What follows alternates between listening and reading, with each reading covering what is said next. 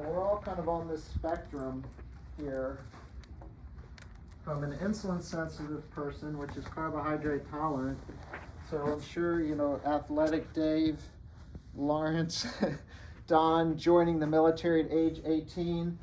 They're young, growth hormone, testosterone, muscles and liver are fine. So 20-year-old warrior well can have 30 teaspoons of sugar at every meal, right? That's bread, pasta, extra food in the chow hall, right? You're well, your body only needs a little bit of insulin, and we'll put insulin here, right? Little whiff of insulin, store all that sugar in your muscles, and you exercise the next day, and you carb load. Right? You're a mean, lean farming machine, fighting machine, athletic machine, you're fine. Then we all kind of go down this path, right? So we only have 1 teaspoon of sugar in our bloodstream. Just remember that number, 5 grams, 1 teaspoon of sugar in our bloodstream. So, wow, you can eat 30 teaspoons of sugar here. Right, 1 teaspoon of sugar in our bloodstream. And where it starts actually is in the belly, right? You get a little visceral fat, you get a little belly, right? And the sweet drinks and the fructose and the vegetable oils and the cortisol and the stress. Yeah, so how many of y'all, before someone told you you had diabetes, just a little bit of weight in the belly? Hey, a lot, right? But you don't have diabetes yet. If you have weight in the viscera, so the viscera is around the organs and the liver. Now, the wiggly jiggly stuff that everyone wants to take weight loss medicine for is not disease. Right? We shouldn't be giving someone who wants to lose 5 pounds off their butt, Wegovy at $1,200 a month, who is otherwise well. We don't want to do that. That's not health care, right? But if it's around your organs, half a pound around your organs can create diabetes, right? Half a pound, 8 ounces, that's nothing, right? 8-ounce ribeye, that's half a day's dinner, right? But you get that around your belly, you're fully diabetic. Now you're resistant.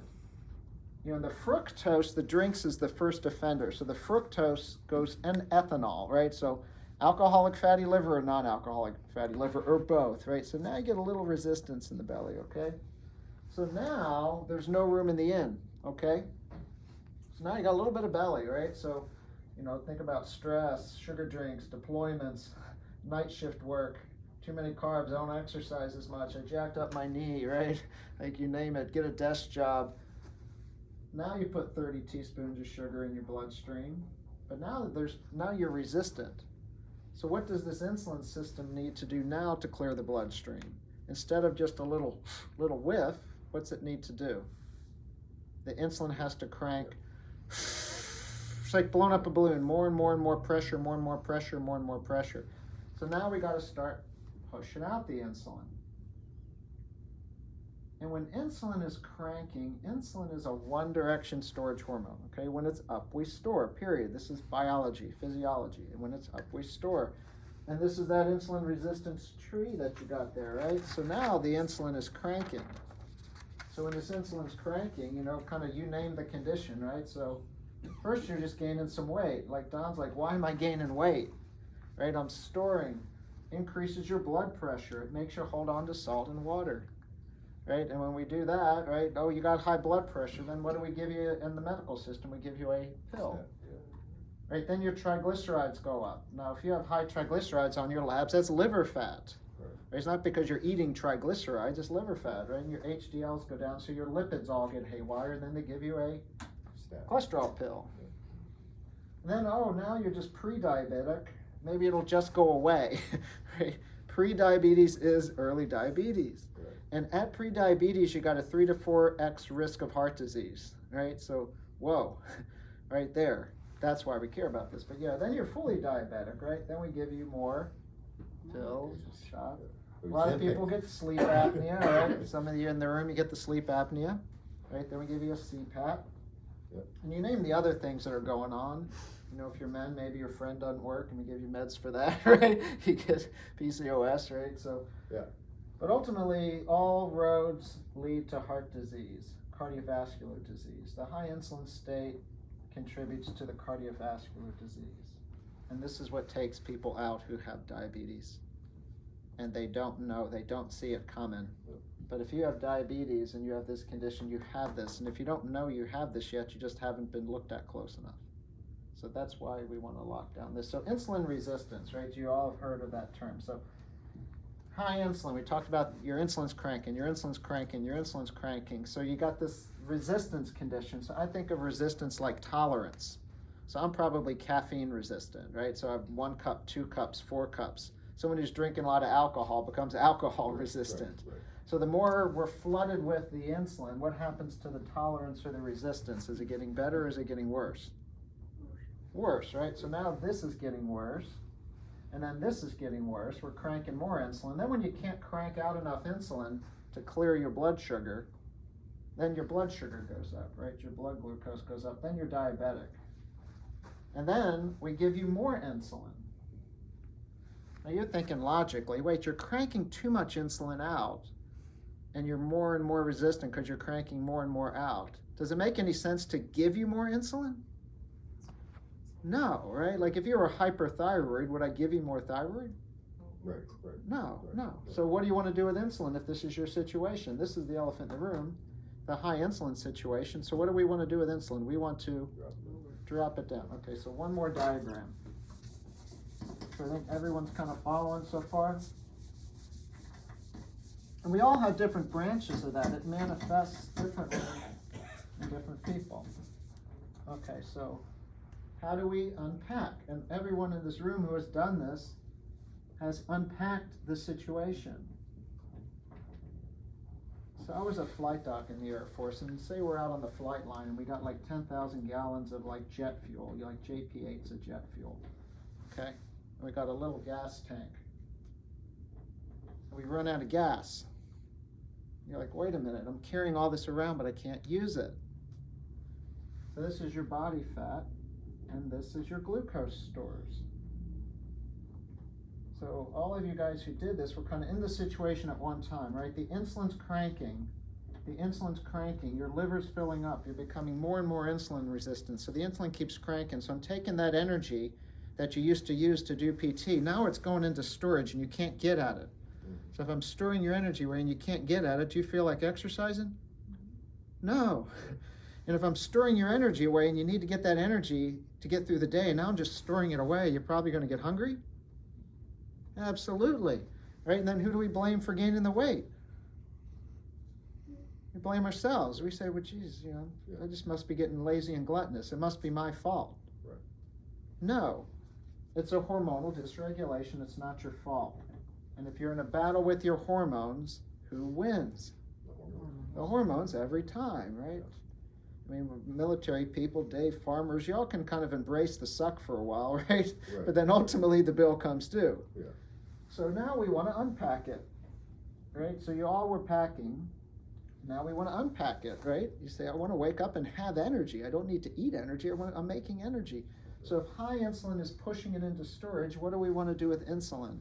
Decrease it. We want to lock it down. Yeah, and it's a switch. So it can't be moderately down. Everyone's different. So when you're fully diabetic, to actually get that switch going, the insulin's got to be like dead bug low. Yeah. So someone says, oh, moderation, half of your calories from carbohydrates or something.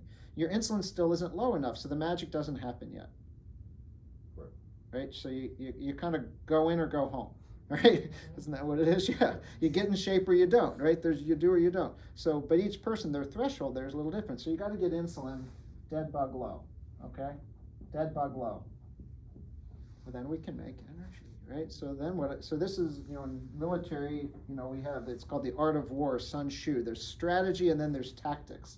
One without the other, you might as well go home. Right, so strategy is we need insulin lower.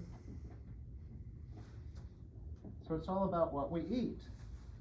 Fat, protein, and carbs, which raise the glucose in our bloodstream, which in essence means you need to crank the insulin. The carbs. Right? So if you want insulin low, what do you have to get rid of? The carbs. Without carbohydrates, type 2 diabetes does not exist. Type 2 diabetes does not exist without carbohydrates. It's an impossible scenario. Right. Type 1 is different. You don't make insulin. But type 2 does not exist without carbohydrates. Okay, we're all, men, women, and we don't want to be frail and weak and hungry and losing muscle. So if we want to keep our muscle, what do we eat? Protein. Protein, right? And if you don't want to be hangry all the time, what do you eat? Fat. Protein, and protein with fat. Yeah. Yeah, so fat and protein together. Protein is the main satiety macro, meaning like I'm not hungry, right? Like I had breakfast and I had a little bit of lunch. I had 4 eggs for breakfast, had some salami and some cheese for lunch, and I had one of those little snack bars just test. But I'm not hungry yet, but maybe later tonight because I've had protein. But ultimately you get hungry when you need to be hungry. Your brain actually resets when it needs to be hungry. I mean, ultimately we've got to eat the protein, but I'm not hungry. Yeah, so we want to eat fat and protein together without the carbs. What categories of food have fat and protein together with 0 carbs? These are foods found in nature, right? What foods have fat and protein and no carbs? Meat. Oh, meat. Yeah, meat and fish, cheese. Yeah. eggs, cheese. Yeah, any meat, 0 carbs. Now vegetables come in 2 camps, right? So you go to the farmer market. If it's fall, you tend to have more starchy vegetables. And there's something to that. I mean, evolutionarily, culturally, we got to fatten up for the winter, right? It's the starchy vegetables. And then there's non-starchy vegetables. So if you're trying to keep sugar low, do you want the starchy ones or the non-starchy ones? Non-starchy, right? So open the green list in the book. It's the green list. Non-starchy vegetables. I love vegetables. Do you guys like broccoli, Brussels sprouts, Yes. asparagus? Depends. Yeah, Depends. cook them with olive oil and salt. Yeah, don't make them mushy. Yeah, like No, cook. they gotta be No, crunchy. they need some crunchiness. So cook them in some butter. Cook them in some olive oil. Cook them in some lard from a nice, good pig. Yep. Right? It's delicious. Put it in the air fryer. My kids would eat Brussels sprouts like candy. Right? They loved it. You know, in school they don't let you have salt or fat in school. They just give you sugar. So they'll steam the hell out of the broccoli with no salt or butter, and the kids hate it. They're like, this is disgusting. Then they have my broccoli, and they're like, oh. And it was like frozen broccoli from Aldi because it was the winter, but I just put some salt and olive oil on it. Or Yeah, some cheese. Some you know? cheese, yeah, cheesies. Yeah, it's wonderful. So that's the basics right there. You know, that's the green list. Now, fruits and starchy vegetables doesn't mean you can't have them, but they're going to be a little more sugary. You're not diabetic, have all the fruit you want. It's wonderful. Just make sure you get protein. But if you have a problem with sugar, diabetes, right, you are allergic to sugar. A banana has 6 teaspoons of sugar, right? 1 teaspoon in your bloodstream. So patients with diabetes should not be eating a lot of bananas to get their potassium or something, right? No, there's this thing called kale, and vegetables have potassium. There's more potassium in an avocado than that banana. It's like 3 times more, so eat the avocado. But, you know, that's all the granular stuff. Now, what if you're diabetic or gaining weight in the middle? What you need a divorce with is grains. Grains, right? That's red list. No sugar, no grains. If you just stick to that basic rule, sugar drinks, right? Do not drink your carbohydrates. If you want to eat an apple, that's cool. Just don't drink the juice. And grains, right? I don't care if it's a whole grain, you know, an oat grain, a wheat grain. If you have a problem with sugar, doesn't mean those foods are bad for kids if they're fine, but if you've got a problem with sugar, it's all sugar. Does it make basic sense?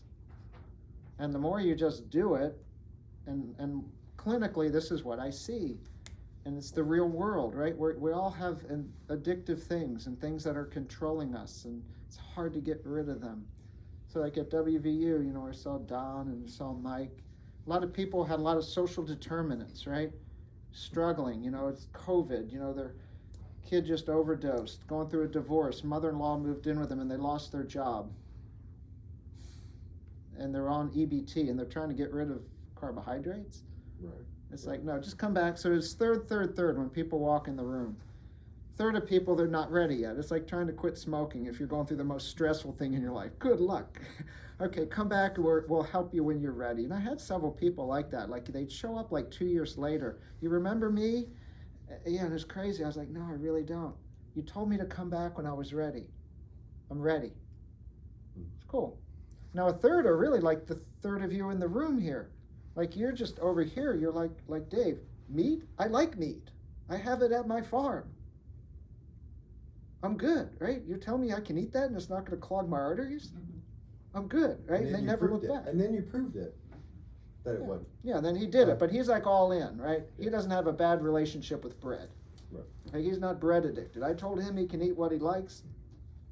he's good. And then there's the people in the middle, and maybe this is a little of you, but probably not quite so much. There's the people who struggle, right? Man, oh, they go to their friend's house. Oh, their wife is sabotaging them. Their kids sabotage them, right? Like they're just constantly self-sabotaging, right? They do good for a week, and then they go off the rails, and they constantly struggle. And they're the people that need, like, April's working with a coach. So the people that are constantly struggling, they need support. They need a tribe. And I think a lot of people are there, and I see it even at the VA clinic, like they're doing good, and then they got PTS, and they're commuting 2 hours to DC, they're going through a divorce, they're eating through their car window, they would do really good, and they go off the rails. So what we always want to do is kind of move people over here, but the people who need the most help are the ones who actually want help, but they're struggling. Right? It's like any addiction. Say it was me and it was alcohol, and 20 years into my alcohol habit, I get a DUI, my family wants to leave me, I lost my job, and I've got liver problems, right? I'd have to look Where's your sponsor?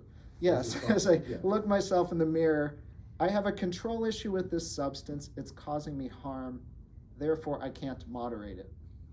I must abstain, right? Not everyone's there, but I would say 90% of the people who have diabetes are there, but they don't know it yet, because maybe 10% are like, they have no issues with it. So everyone, again, like choose your heart, everyone's a little different, but I'll kind of stop there. That's like 30,000 foot overview. But I think all I want to do is present to people that type 2 diabetes is not a life sentence.